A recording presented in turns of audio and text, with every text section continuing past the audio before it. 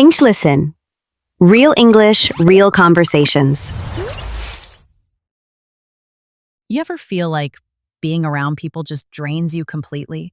Like you're not shy, you want to connect, but the second you're in a group, your mind just starts racing. Yeah, it's like suddenly you're hyper aware of everything, what you're saying, how you look.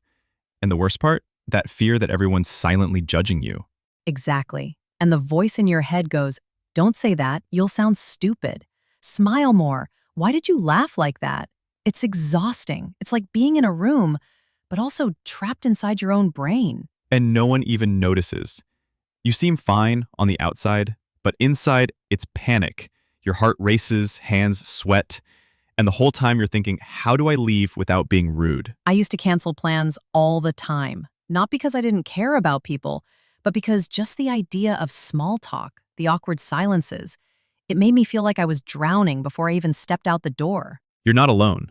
Social anxiety is real, and it's not because you're broken or antisocial. A lot of it comes from your past. Maybe you were laughed at in school. Maybe your voice was shut down too many times. So now your brain is just protecting you, but it's doing it in all the wrong ways. It's wild how the brain tries to help by avoiding pain, but ends up creating this constant background fear. You enter a room and your body's like, alert, danger, even if it's just a birthday party. Exactly. But the truth is, the more you avoid, the bigger the fear gets. Avoidance is fuel for anxiety. And I know it's hard, but healing starts with showing up. Not perfectly, not confidently, just showing up. Small steps, right? Like maybe today you just smile at the cashier. Tomorrow, maybe you ask someone how their day was. Tiny, brave moments that say, I'm safe, I can handle this. And over time, your brain learns. It rewires. It says, hey, we didn't die. We're okay. That's healing. It's not fast, but it's real. And if you're watching this and thinking, yeah, that's me, please know you're not weird, you're not weak, you're human, and you deserve connection, not fear. And the worst part is, people think social anxiety is just being shy, but it's not. It's overthinking every word before you say it, and after. It's your heart racing before you even enter a room. It's pretending to check your phone so you don't have to talk to anyone. It's leaving events early because your brain is screaming, you're awkward. Everyone noticed, even when they didn't. Yeah, and no one sees that. They just see you being quiet or cold. But inside, it's chaos. You're analyzing every facial expression, every tone, every silence, as if the world is constantly judging you, grading you. Whenever trying to see the social wearing this party, they kept themselves companies, it still make you loved and in coverment. If you're different like, they change that most of the point of them to understand the world. It still make you train cess. And even simple things, like asking for directions or making a phone call, feel like preparing for war. It's exhausting. And it comes from somewhere, right? Like for me, growing up, I was always afraid of being wrong, of being laughed at. One time I mispronounced a word in front of the class, and the way everyone laughed, I still remember the heat in my face. After that, I stopped speaking up. It's like one small wound grew into a wall. That's exactly how it starts. A moment, a memory, a fear, and it becomes a story you repeat to yourself. Stay small, stay quiet, don't risk it. But here's the thing. The brain learns anxiety through experience, but it can unlearn it too. It takes time and rewiring. So how do we even begin to fix it? Like, I've read so many tips: breathe deeply, think positive, just be confident. But in the moment, it's not that simple. Your whole body feels like it's under threat, even if there's no danger. That's because your brain thinks there is. Social anxiety triggers the amygdala, the part of the brain that responds to threats. It doesn't know the difference between a tiger in the jungle and a person looking at you in a meeting.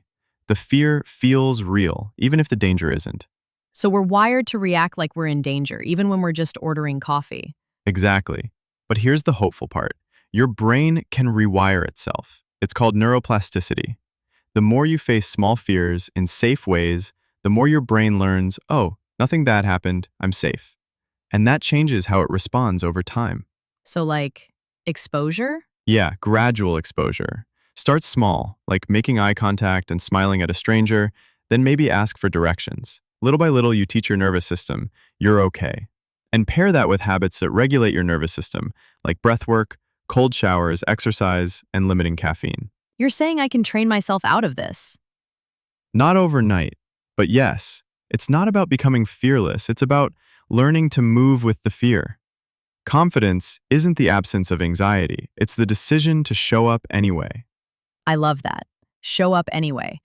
I think that's what I needed to hear today. Me too. And for anyone listening, you're not broken. You're just wired for safety in a world that overwhelms the senses. But you can change, and you're not alone. Thanks for being here with us. We'll see you in the next one.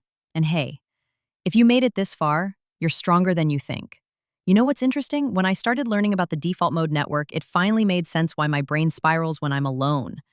It's this part of the brain that activates when we're not focused on the outside world, like when we're scrolling, overthinking, or lying in bed at night. And in people with social anxiety, this network goes into overdrive. It starts replaying every awkward moment, magnifying every small thing. You start rehearsing future interactions in your head like it's life or death. Right, it's like your brain becomes your biggest bully, and it sounds exactly like you. But science shows that the more self-critical we are, the more active the medial prefrontal cortex gets. That's the part tied to self-evaluation and rumination. So people say just relax, but they don't realize your brain is working against you. Exactly. And it's not just emotional. Studies show that people with chronic social anxiety often have increased cortisol levels, which means their bodies are literally living in fight or flight every single day. Their hearts beat faster, palms sweat, muscles tighten, and it becomes exhausting, not just emotionally, but physically. You end up feeling like you're broken, but it's actually your survival system just stuck in high gear.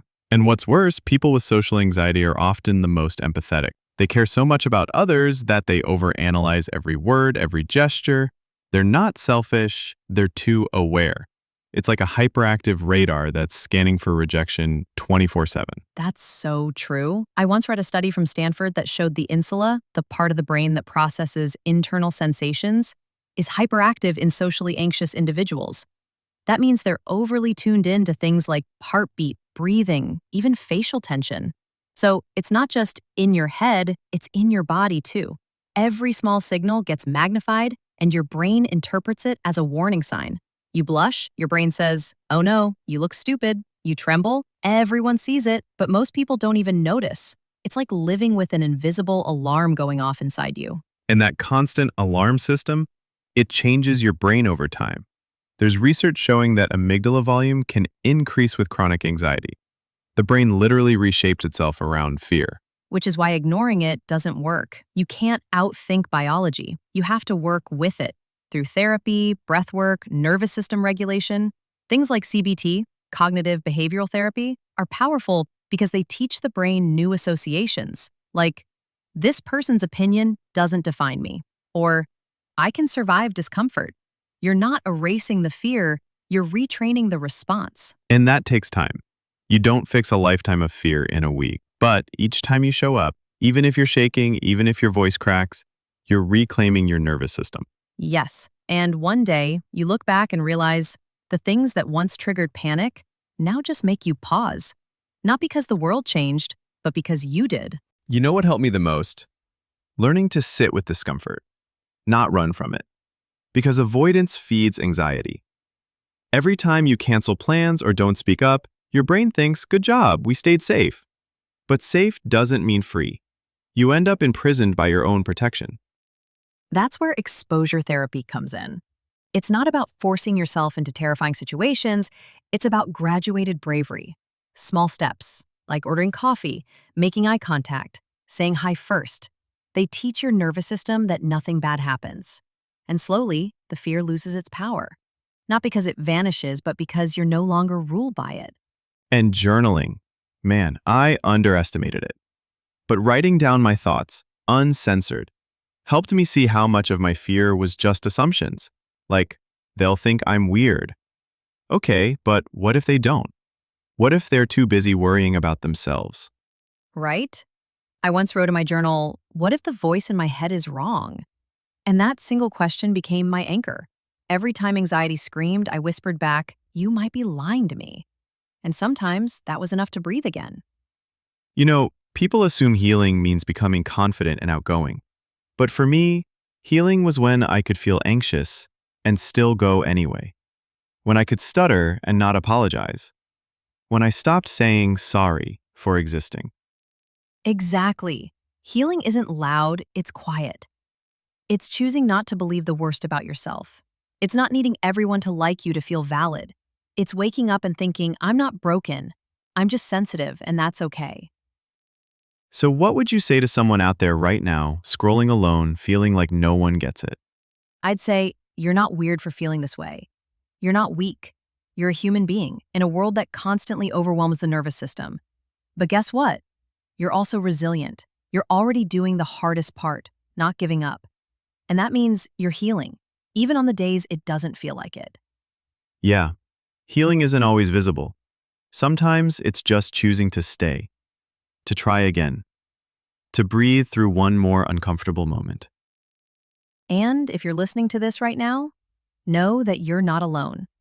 And no matter what your anxiety says, you're not too much. You're not behind. You're enough, exactly as you are. And if no one told you today, you matter. Your presence matters. And this world is better with you in it. Thanks for being with us. If this spoke to you, you're not alone. We're building a space here for people who feel deeply, think deeply, and are learning to live gently. New videos every day. Real voices, real feelings. Stick around and let's grow through this together. This is EngListen. Thanks for listening.